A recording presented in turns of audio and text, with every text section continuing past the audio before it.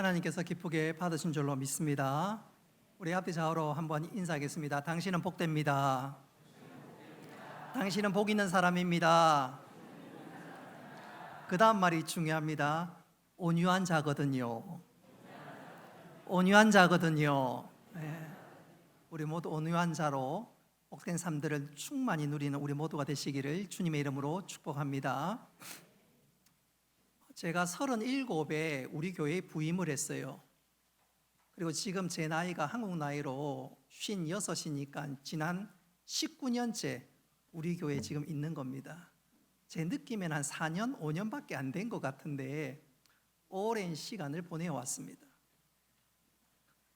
제가 30대 때 설교할 때 제일 힘들었던 본문 중에 하나는 시편이었습니다. 왜 시편이 어려웠을까요? 성경을 해석하고 연구하는 것은 하나도 어렵지 않았습니다. 밤을 새서 공부하고 연구하면 가능하니까요.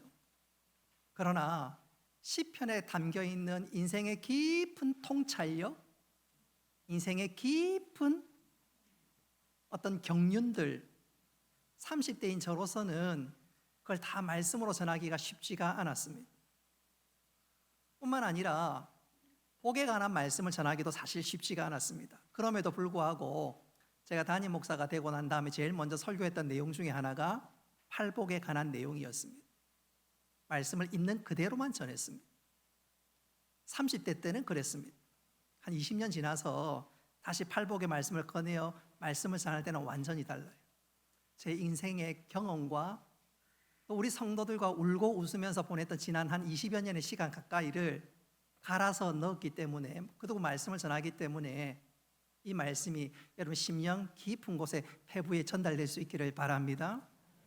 우리 성도들과 함께 신앙생활 하다가 어떤 분은 먼저 천국으로 보내기도 하고 또 이사 가기도 하고, 혹 우리 가운데 어떤 자녀들 먼저 또 천국에 보내기도 하고, 함께 울고 웃던 동역자들을 먼저 보내는 그런 온 인생의 경험들을 다 하면서 이 팔복의 말씀을 전할 때는 20년 전에 전했던 말씀과 완전히 달라요. 그래서 오늘 이 말씀을 들을 때 하나님께서 말씀을 통해서 특별히 어떤 면에서 제 인생에 제 삶을 갈아 넣어서 말씀 전하기 때문에 이 말씀을 잘 받는 가운데 아멘으로 화답하고 하나님 주신 은혜와 복을 누릴 수 있기를 주님의 이름으로 축복합니다. 자, 오늘 읽은 말씀에 보니까 온유한 자는 복이 있나니 그들이 땅을 기업으로 받을 것이며 그랬습니다. 그런데 이 말씀은 세상의 통념과는 좀 반대되는 말씀입니다. 그도 그럴 것이, 세상에서는 온유하기만 하면 아무것도 제대로 할 수가 없습니다. 예컨대 직장에서 온유하기만 하면 간부 직원들은 부하를 통솔하기가 쉽지가 않습니다. 또 하급자가 직장생활에서 온유하기만 한다면 동료들이나 상사가 나를 물러봅니다. 별로 대우를 해주지 않습니다. 사업하는 사람이 온유하기만 하고 그래 온유하면 사업을 딱 말아먹기 좋습니다. 우리 주위에 성공한 사람들은 면면히 보면요, 그야말로 강한 사람입니다. 지독할 만큼 철두철미한 사람들입니다. 예컨대 어떤 사람이 한 대를 때리면, 한 대를 맞으면 두 대를 때리는 소위 깡다구가 있는 사람들이 성공합니다. 심지어 필요하다면 남을 짓밟고서라도 일어서는 사람, 그런 사람들이 성공하는 그야말로 독한 사람들이 세상에서 인정받고 성공합니다. 그런데 오늘 주님 말씀 보십시오. 주님 말씀 보십시오. 온유한 자가, 한번 따라합시다. 온유한 자가 뭐가 있다고요? 복이 있다. 심지어 그들이 땅을 기업으로 받을 것이다. 그렇게 말씀합니다. 여러분, 땅을 기업으로 받는다는 말은 내가 많은 사람들에게 선한 영향력을 미친다는 말입니다. 내가 진정한 힘과 능력을 발휘한다는 것입니다. 사람들이 나를 볼 때 우와, 나도 저 사람처럼 되었으면 좋겠다, 영향력이 있다는 말이지요. 그리고 이 말은 한마디로 말씀드리면 한번 따라합시다. 온유가 이긴다. 온유가 이긴다는 말입니다. 온유한 사람이 질 것 같고 온유한 사람이 어리석은 것 같은데, 오늘 이거 말씀은 온유한 자가 이기고 온유한 자가 영향력을 발휘한다, 그 말씀입니다. 자, 그렇다면 우리가 온유해야 되겠는데, 그렇다면 우리가 어떻게 하면 온유할 수가 있고 이런 온유한 사람이 될 수 있을까? 오늘 본문을 저는 세 가지로 말씀하면서 우리 모두 온유한 자가 될 뿐만 아니라 그 온유함으로 믿음의 선한 영향력을 발휘할 수 있는 우리 모두가 될 수 있기를 주님의 이름으로 축복합니다.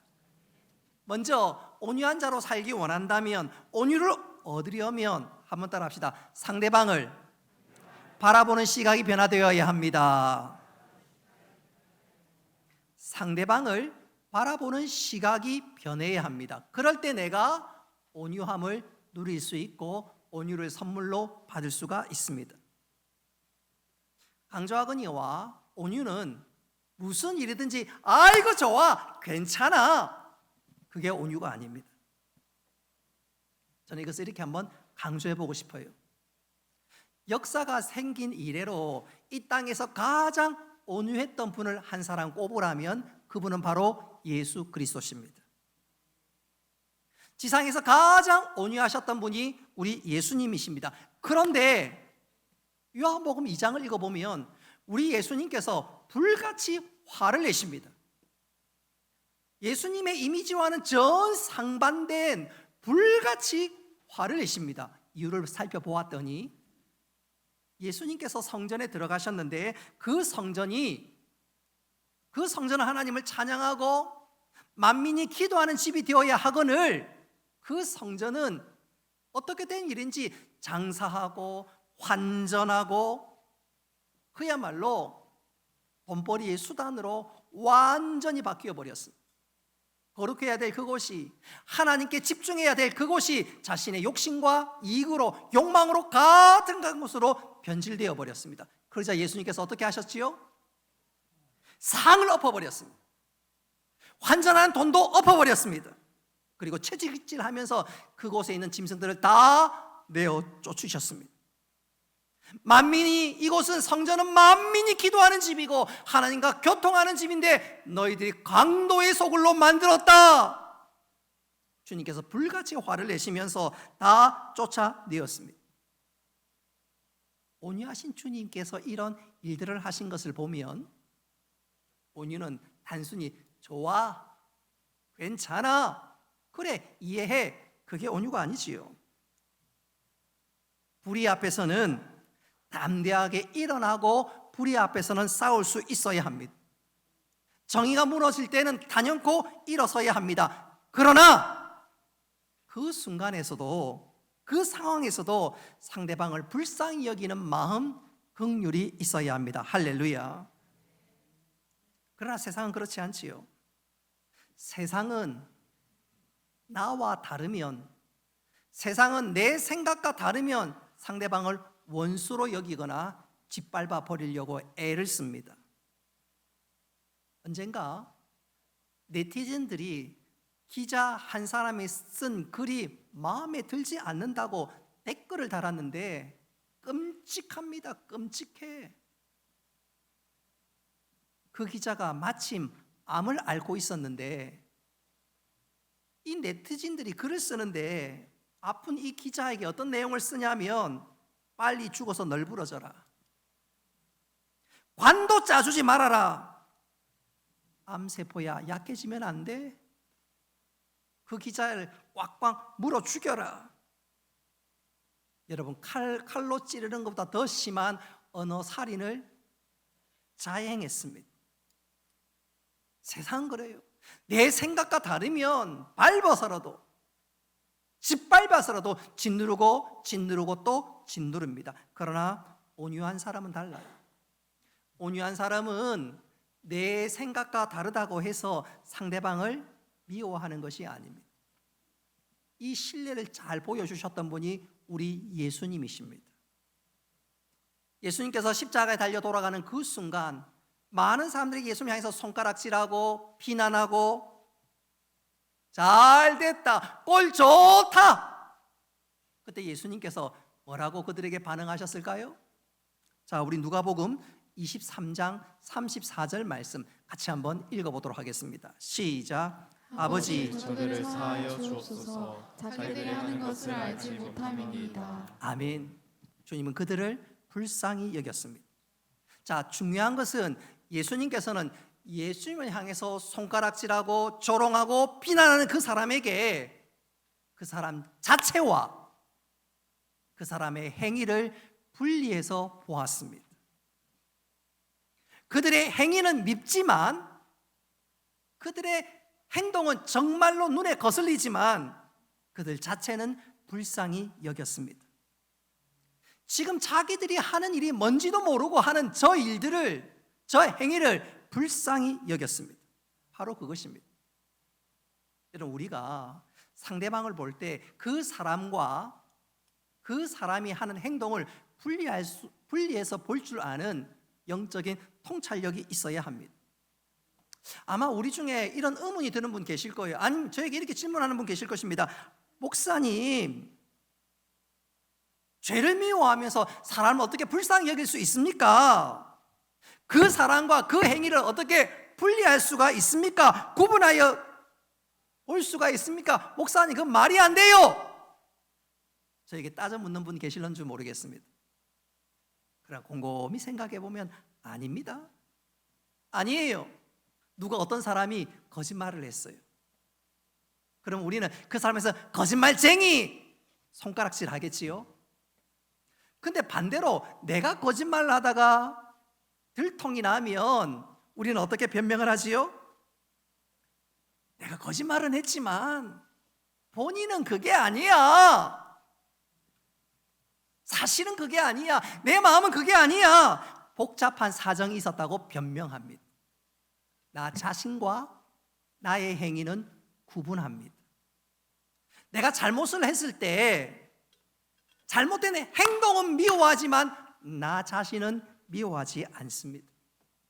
나에게 대해서는 나 자신과 내가 한 행위는 잘 분간하지요. 잘 분간하지요. 그리고 변명하기도 하고 또 내 자신을 이해하고 내 자신을 용서하는데 바로 그거예요. 나에게 하는 그대로 상대방에게 하는 것입니다. 나를 구분하고 나의 행위를 구분했던 것처럼 상대방을 그렇게 구분할 수 있어야 됩니다. 저는 이것을 이렇게 한번 표현해 보겠습니다. 어떤 한 중년의 여자가 이제 갓 중년으로 들어가려는 여인이 이혼 상담소를 찾았습니다. 상담소에 앉자마자 대놓고 남편에 대한 험악한 비난을 쏟아놓기 시작했습니다. 그러자 상담소 소장님이 그 얘기를 듣더니 한참을 듣고 선생님, 여사님, 두 분은 어떻게 결혼했지요? 예, 연애 결혼했지요. 상담사가 묻습니다. 소장님이 묻습니다. 연애할 때도 남편은 그렇게 형편없는 사람이었습니까? 부인이 정색을 하면서 아니요. 그때는 친절하고 싹싹했습니다. 소장님이 다시 묻습니다. 그러면 결혼하고 나서는 어땠어요? 그 부인이 결혼하고 한동안은 괜찮았어요. 그러자 그 소장님이 이렇게 말을 이어갔습니다. 부인, 그 친절하고 싹싹한 것이 당신 남편의 본 모습입니다. 지금 형편없는 사람이 된 것은 변질이 된 것입니다. 왜 변질이 되었는지 그 이유는 모릅니다. 스트레스, 권태기, 직장 생활이 어려워서 그런지 모르지만 어쨌든 변질이 되었습니다. 남편이 함부로 굴 때 저것은 저 사람의 본심이 아니다. 저 사람의 본 모습이 아니라는 것을 잊지 마십시오. 그래서 남편을 이해하려고 노력해 보세요. 부인이 그 말을 듣는데 이상하지 많지 그 말이 가슴에 와 닿았습니다. 그리고 집으로 돌아가서 이후로 남편과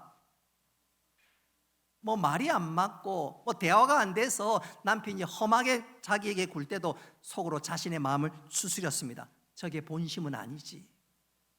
원래의 마음은 아니지. 그렇게 자기 마음을 가다듬는데 하루가 지나고 이틀이 지나고 시간이 흘러가면서 남편이 자기에게 험하게 굴 때마다 그런 남편이 불쌍히 여겨지기 시작했습니다.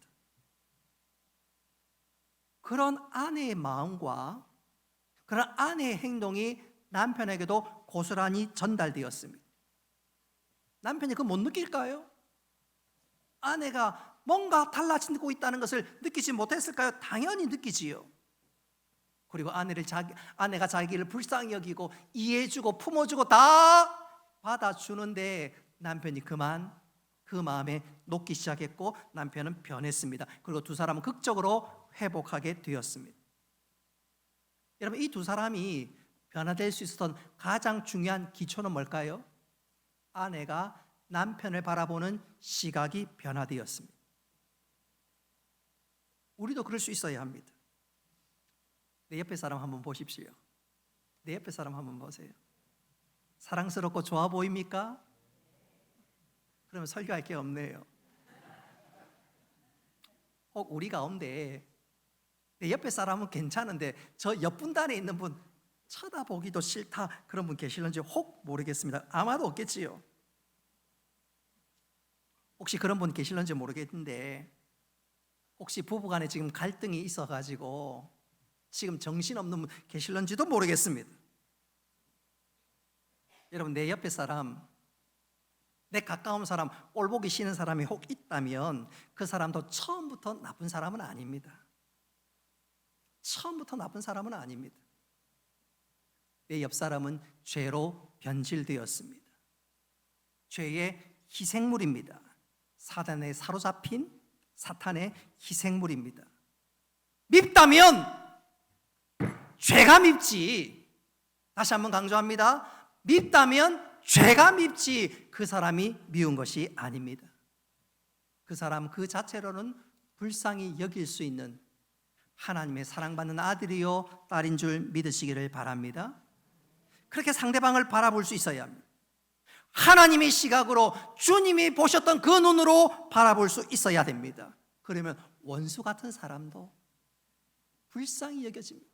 예수님이 십자가 위에서 그들을 볼 때 죄가 밉지 사람이 미운 것이 아니었어요.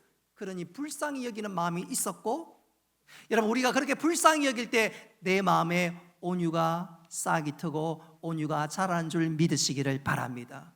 그렇게 내 마음에 내 심령에 온유가 풍성해지면 하나님께서 우리들에게 이렇게 약속하십니다. 온유한 자는 복이 있나니 그들이 땅을 기업으로 받을 것이며, 온유할 때 이기고 온유할 때 믿음의 선한 영향력을 발휘할 수 있는데 그렇게 될 수 있기를 주님의 이름으로 축복합니다.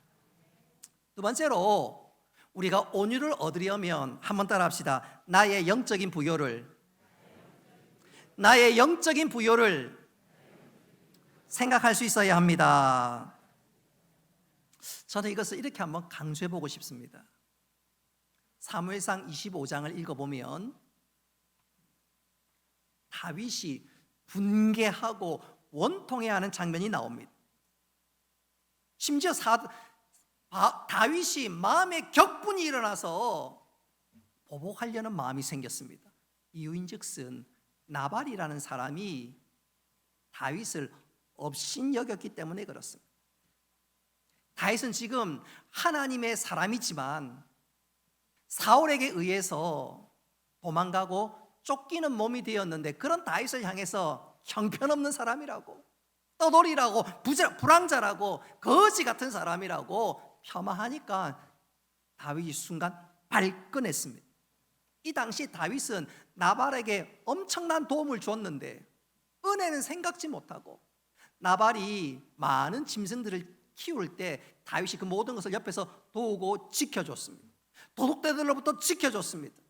그런 다윗을 고마워하기는커녕 형편없는 자라고, 떠돌이라고, 불황자라고, 거지 같은 사람이라고 얘기하니까 다윗이 그만 격분한 것입니다. 그래서 정말로 다윗이 칼을 빼들고 나발을 죽이려고 쫓아왔습니다. 그들의 식솔과 함께 말입니다. 그 얘기를 나발의 아내였던 아비가일이 들었습니다. 급하게 음식을 싸들고 다윗에게 쫓아왔습니다. 그리고 만류하면서 간청하기를, 우리 사무엘상 25장 29절 말씀 같이 한번 읽어보겠습니다. 시작. 사람이 일어나서 내 주를 쫓아 내 주의 생명을 찾을지라도 내 주의 생명은 내 주의 하나님 여호와와 함께 생명싸개 속에 쌓였을 것이요 내 주의 원수들의 생명은 물매로 던지듯 여호와께서 그것을 던지시리이다. 아멘. 여러분, 이 말이 무슨 뜻일까요? 이런 뜻입니다. 잘 들어보십시오. 다윗이여, 당신은 하나님의 생명싸개에 쌓인 존귀한 분입니다. 당신은 장차 사울을 이어 왕이 되실 분입니다. 그런데 왜 하찮은 이 나발과 같은 사람에게 분노하십니까? 나발 같은 사람은 하나님이 처리하십니다. 누가 뭐라 해도 당신의 존귀한 신분은 바뀌지 않습니다.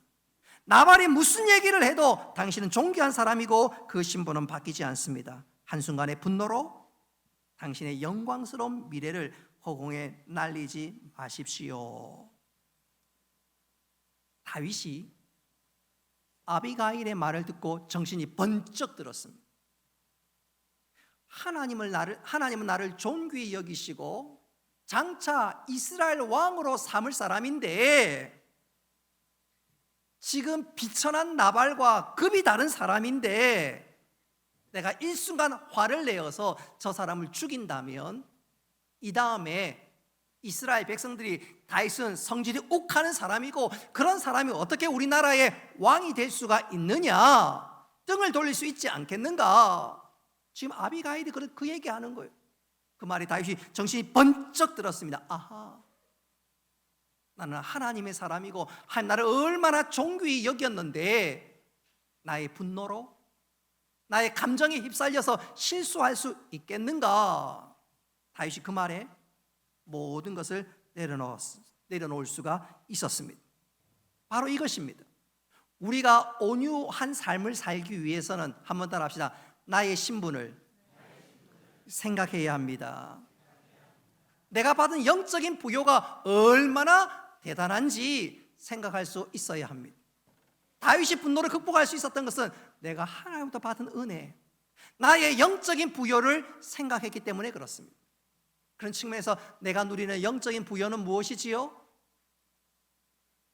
허물과 죄로 죽었던 우리가, 죽을 뻔한 우리가 아니라 허물과 죄로 이미 죽었던 우리가 예수 그리스도로 말미암아 하나님의 사랑받는 아들과 딸이 된 줄 믿으시기를 바랍니다. 사무엘상 25장에 나와 있는 것처럼 우리는 하나님의 생명 싸개에 쌓인 존귀한 하나님의 사람입니다. 예수 그리스도의 보혈을 주시기까지 우리를 사랑하신 하나님의 특별한 사람입니다. 한 걸음 더 나아가 예수 믿고 난 이후에 우리 안에 성령님이 내주하십니다. 할렐루야.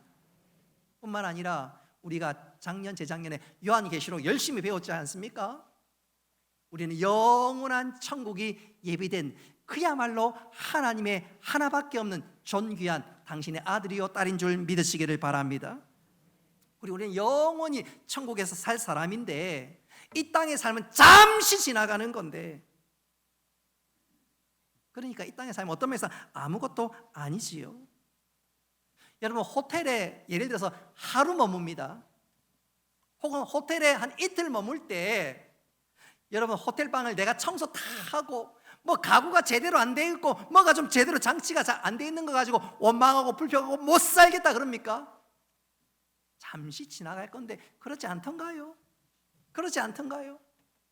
여러분, 영원한 천국에 비하면 이 땅의 삶은 잠시인 줄 믿으시기를 바랍니다. 내가 천국에서 영광을 누릴 사람인데 이 땅의 삶 잠시 좀 오해를 받으면, 조금 내 자존심이 상하면 그게 뭐 큰 문제가 됩니까? 손해가 됩니까? 조금 더 적나라하게 한번 얘기해 볼까요?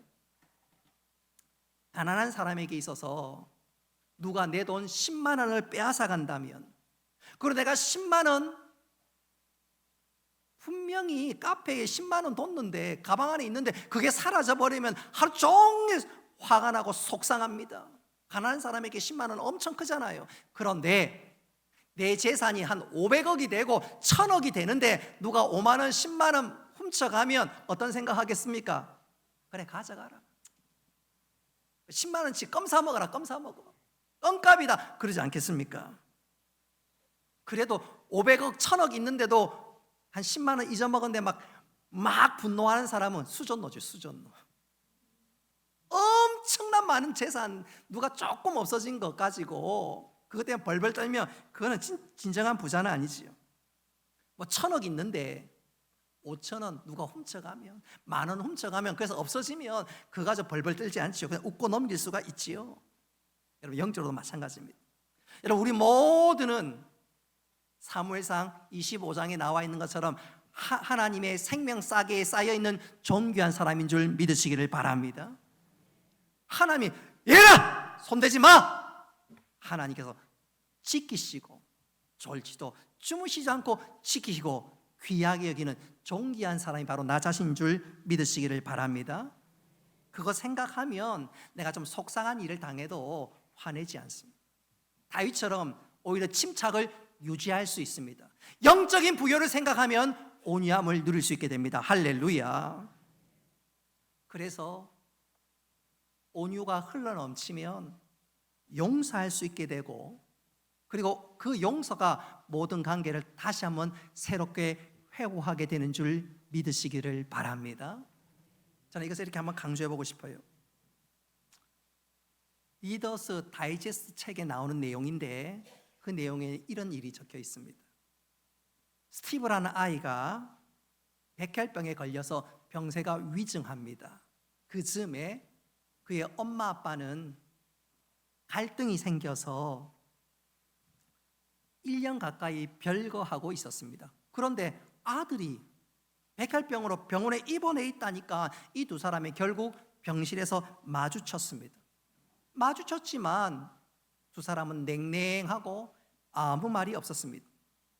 그런 엄마 아빠를 이 스티브가 보면서 엄마의 손을 잡았습니다. 그리고 아빠의 손도 잡았습니다. 그리고 이 두 손을 자신의 가슴으로 끌어당겼습니다. 그러면서 이 스티브가 갑자기 엄마 아빠를 보더니 이런 엄마 아빠의 모습이 너무 안타까워서 훌쩍훌쩍거리기 시작했습니다.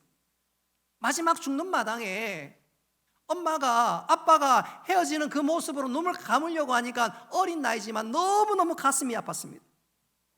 엄마 아빠의 손을 붙잡고 자신의 가슴에 옮기고 난 다음에 이렇게 요청했습니다. 엄마 아빠, 힘든 목소리로 엄마, 아빠, 두 분이 꼭 합치세요.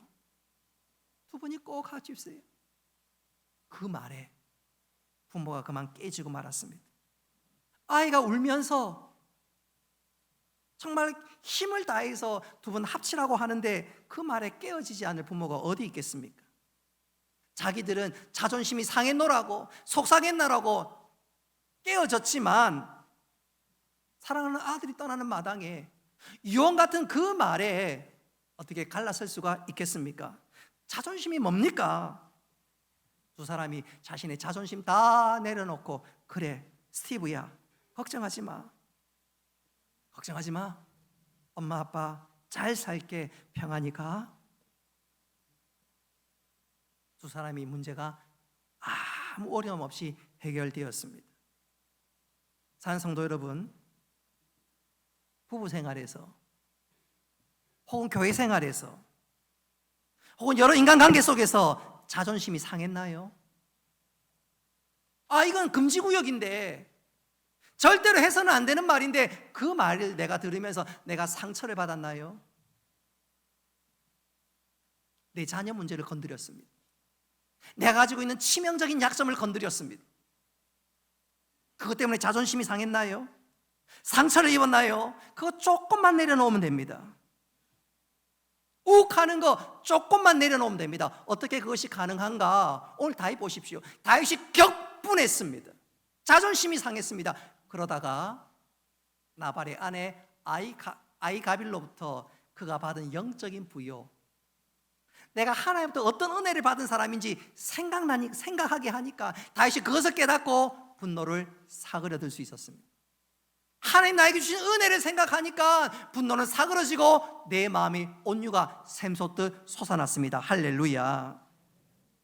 사랑하는 성도 여러분, 우리는 하나님의 생명싸개에 쌓인 존재들입니다. 하나님 눈동자처럼 지켜보십니다. 하나님 내 편이십니다. 심지어 하나님은 당신의 아들 예수 그리스도를 주시기까지 우리를 사랑하시고 우리를 지켜주셨습니다. 할렐루야. 그 믿음이 있다면, 그 약속의 말씀을 붙잡고 살아갈 수만 있다면 내 자존심이 뭡니까? 내 상처가 뭡니까? 다 용서할 수 있습니다. 다윗처럼 말입니다. 그렇게 용서할 때, 내 영적인 부요를 생각할 때 어느덧 내 마음에 하나님의 온유가 샘솟게 되는 줄 믿으시기를 바랍니다. 그러면 이기는 길이에요. 승리하는 길이에요. 그렇게 온유가 내 마음속에 샘솟을 때 하나님 우리들에게 이렇게 약속하십니다. 온유한 자는 복이 있나니 그들이 너희가 땅을 기업으로 받을 것이요. 온유가 승리한다 말씀합니다. 여러분, 우리가 온유함으로 참으로 이기는 자 되시기를 주님의 이름으로 축복합니다. 마지막 세 번째로 우리가 온유하려면 한번 따라합시다. 십자가의 용서를 붙들어야 합니다. 여러분, 우리가 용서와 관련해서 꼭 한 가지 생각해야 될 중요한 사실이 있는데 한번 따라합시다. 용서는 감정이 아닙니다. 용서는 감정이 아닙니다. 여러분, 주보에 여러분 기록할 수 있는데 다 기록하십시오. 잠시 한번 10초 정도 시간 줄 테니까 기록하세요. 용서는 감정이 아니다. 용서는 감정이 아니다. 여러분, 우리가 남을 용서하기 어려운 이유 중에 하나는 용서를 감정으로 생각하기 때문에 그렇습니다. 그래서 늘 하는 말이 내 마음에 용서하는 감정이 우러나야 상대방을 용서하겠다. 용서하는 감정이 좀 샘솟고 미움이 가라앉아야 용서하겠다 생각하는데 아닙니다. 그러면 절대로 용서하지 못합니다. 용서는 감정이 아닙니다. 용서는 감정이 일어나서 하는 것이 아니라 한번 따라합시다. 용서는 순종하는 것입니다. 용서는 의지요, 용서는 순종하는 것입니다. 예수님께서 원수를 용서하라 말씀하셨기 때문에 그 말씀 그대로 순종하는 것입니다. 내 속의 감정과는 상관없이 예수님께서 용서하라고 말씀하고 명령하셨기 때문에 내가 용서하는 것입니다. 여러분, 용서는 감정이 아닙니다. 용서의 감정이 내 마음에 올라야 용서하겠다 아닙니다. 용서는 감정이 아니고 하나님의 말씀에 순종하는 것입니다. 그래서 용서는 날마다 나를 죽이고 하나님의 말씀에 순종하는 일종의 훈련입니다. 훈련입니다. 우리 가운데 남편에게 상처받은 아내가 있지요? 아내에게 상처받은 남편도 있을 것입니다. 부모에게 상처받은 자녀가 있을 수도 있고, 자녀 때문에 지금 결혼한 자녀 때문에 너무너무 속상하고 진짜 관계가 끊어진 부모님이 계실 수도 있을 것입니다. 어떻게 용서할까요? 용서의 감정이 내 마음에 샘솟을 때까지 기다리지 마시기 바랍니다. 그럼 절대로 용서하지 못합니다. 어떻게 내 속을 뒤집을 수 있나? 그러면서 용서의 감정을 기다리고 있으면 용서할 수 없습니다. 그러지 말고 주님께서 용서하라고 말씀하셨기 때문에 그 말씀에 순종함으로 용서할 수 있기를 바랍니다. 용서와 관련해서 또 중요한 한 가지 사실은 한번 따라 합시다. 용서와 관련된 것을 무한 반복하면 안 됩니다. 우리 아내들이, 여성들이 잘하는 18번 중에 하나가 내가 출산할 때 말이야, 남편이 내가 진짜 먹고 싶은 소고기 한번 사달라 했는데 안 사줬어. 그거 10년, 20년 품고 있다가 명절만 되면 무한 반복 재생하는 사람들이 있습니다. 지금 웃는 분들 다 전과자들입니다. 할아버지 할머니가 되고 나면 속에 담긴 것이 있어서 명절만 되면 손자 손녀들까지도 무한 재생 반복하는 사람들이 있습니다. 그러면 절대로 용서 못합니다. 용서 못해요. 용서하는 감정이 올 때까지 기다리면 절대로 용서하지 못합니다. 또 이런 분도 있어요. 그래, 용서는 한다. 그러나 잊지는 않는다. 용서는 한다. 그러나 잊지는 않는다. 절대로 그런 말 하지 마십시오. 여러분, 잊지 않는데 그게 무슨 용서예요? 두고 보자는 거지. 우리 남편분들, 아내분들 기억하십시오. 용서는 한다. 그러나 잊지 않는다. 그건 다 거짓말입니다. 그게 무슨 용서예요? 두고 보자는 거지. 하나씩 하나씩 쌓고 있다가 나중에 폭발하지 않습니까? 그게 무슨 용서예요? 두고 보자는 거지. 근데 두고 보자는 놈들과 더 무섭습니다. 더 무서워요. 두고 보자, 그 쌓고 있다는 거 아니에요? 그게 무슨 용서입니까? 한번 따라합시다. 용서할 때 온유가 샘솟습니다. 용서할 때 온유가 샘솟습니다. 용서할 때. 왜요? 용서는 주님의 은혜를 생각하는 사람이 용서할 수 있지 않습니까? 내가 받은 영적인 부요가 얼마나 대단한지 생각하니까 용서할 수 있지 않겠습니까? 주님이 날 위해서 십자가 죽으셨는데, 당신의 모든 걸 다 주셨는데 왜 용서하지 못하겠는가? 그리고 그렇게 용서할 때 내 마음에 온유가 샘솟는 줄 믿으시기를 바랍니다. 그리고 그 용서를 통해서 새로운 관계가 회복되는 줄 믿으시기를 바랍니다. 저는 이것을 이렇게 소개하면서 설교를 마무리할까 합니다. 어느 목사님부터 들은 얘기인데, 이 목사님은 당신이 목회하는 데 있어서 너무너무 힘들게 하는 장로님이 한 분 있었답니다. 목사님이 목회를 하는데 무슨 일이든지 사사건건 반대합니다. 우리 교회는 그런 장로님이 아무도 안 계셔서 얼마나 행복한지 몰라요. 근데 이 장로님은 목사님 무슨 일을 시작하고 무슨 일을 한번 해봅시다 하면 반대부터 시작합니다. 그러니까 목회하기가 너무너무 힘들었어요. 한 번은 연말에 정책당회로 모였습니다.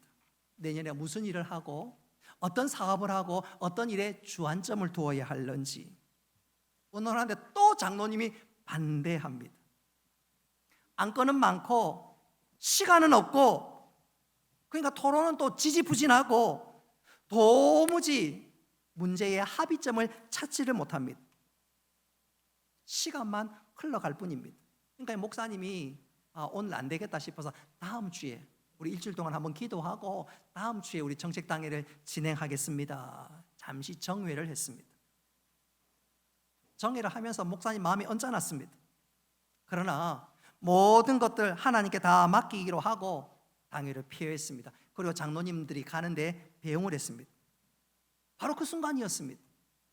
사사건건 반대하는 장로님이 교회 밖을 걸어가는데 갑자기 장로님 머리가 백발인 것이 자신의 눈에 띄는 것이 아니겠습니까? 그날따라 유난히 바람이 많이 불었고 그 바람 때문에 장로님의 머리카락이 휘날리는데, 그 검은색 머리 안으로 얼마나 많은 백발이 있는지요. 그 순간 갑자기 목사님께서 당신의 아버지가 생각이 났습니다. 시골에 계신 아버지가 생각이 났습니다. 순간 자신의 아버지가 오버랩 되면서 그 장로님이 불쌍하다는 마음이 갑자기 들기 시작했습니다. 그래서 장로님을 불렀습니다. 장로님, 잠깐만요. 그러면서 그 목사님께서 장로님에게 대뜸한다는 말이, 장로님, 제가 장로님을 한번 안아드리고 싶습니다. 장로님이 그 말을 듣는데 도대체 목사님 왜 갑자기 그러는지 도무지 영문을 몰라서 어리둥절하고 있는데 목사님 장로님이 덥석 안았습니다. 장로님을 덥석 안는데 가슴과 가슴으로 장로님의 심박동이 느껴지기 시작했습니다. 그렇게 심박동이 느껴지니까 목사님 마음에 갑자기 이런 생각이 들었습니다. 장로님이 그동안 당회할 때마다 사사건건 반대했는데, 반대할 때마다 장로님도 무슨 이유가 있었겠지. 또 그렇게 반대하는 동안 장로님의 마음은 얼마나 힘들었을까. 그 생각하니까 마음이 짠해 옵니다. 또 그런 동안 장로님이 얼마나 힘들었을까 생각하니까 장로님이 불쌍한 마음이 들기도 했습니다. 그렇게 목사님이 한참 장로님을 끌어안고 있다가 깍지를 풀어 놓아드렸습니다. 그래야 무심코 장로님을 보는데 장로님의 눈가에 눈물이 촉촉하게 젖어 있습니다. 그리고 눈은 시뻘겋습니다. 그 이후로 그 장로님이 완전히 달라졌습니다. 목사님의 팬이 되었습니다. 할렐루야. 제가 이 얘기 듣고 감동받았습니다. 이제부터 예배 마치고 나갈 때마다 교인들 다 한번 끌어안아줘야지. 근데 우리 교회는 뭐 사사건건 저한테 반대하는 분이 아무도 안 계시니까 그럴 필요는 없겠지요. 장로님은 그야말로 목사님이 목회할 때마다 제일 앞장서서 목사님의 손과 발이 되고 교회를 누구보다 충성하셨던 분이 되었고, 그리고 교회의 부흥의 미랄이 되었다고 합니다. 사랑하는 성도 여러분, 오늘 그 목사님이 그 장로님과 어떻게 극적으로 화해할 수 있었을까요? 어떻게 놀라운 반전의 역사가 있을 수 있었을까요? 그 마음에 온유가 강같이 흘러넘쳤기 때문인 줄 믿으시기를 바랍니다. 온유하면 회복의 역사가 일어납니다. 그래서 하나님은 온유한 자에게 이렇게 약속하시지요. 온유한 자는 복이 있나니 그들이 땅을 기업으로 받을 것이며. 여러분, 이 은혜와 이 약속과 이 복이 우리 모두가 될 수 있기를 바랍니다. 말씀을 맺도록 하겠습니다. 저는 우리 교회 온 성도들이 온유한 자 될 수 있기를 주님의 이름으로 축복합니다. 온유한 자가 이기는 자요, 승리하는 자요, 세상에 선한 영향력을 끼치는 믿음의 사람이기 때문에 그렇습니다. 우리가 온유한 자가 되기 위해서는 오늘 읽은 말씀 3가지로 우리들에게 권면합니다. 첫째로, 하나님의 시각으로 볼 수 있어야 한단다. 네가 누리는 영적인 부여를 묵상하거라. 마지막에 십자가 용서를 붙들어야 한다. 우리들에게 말씀합니다. 이 3가지가 우리의 신비에 새겨져서 우리 모두 온유한 자가 될 뿐만 아니라 그 온유한 자가 누리는, 그 온유한 자에게 주시는 하나님의 복과 은혜가 풍성히 임할 수 있기를 주님의 이름으로 축복합니다.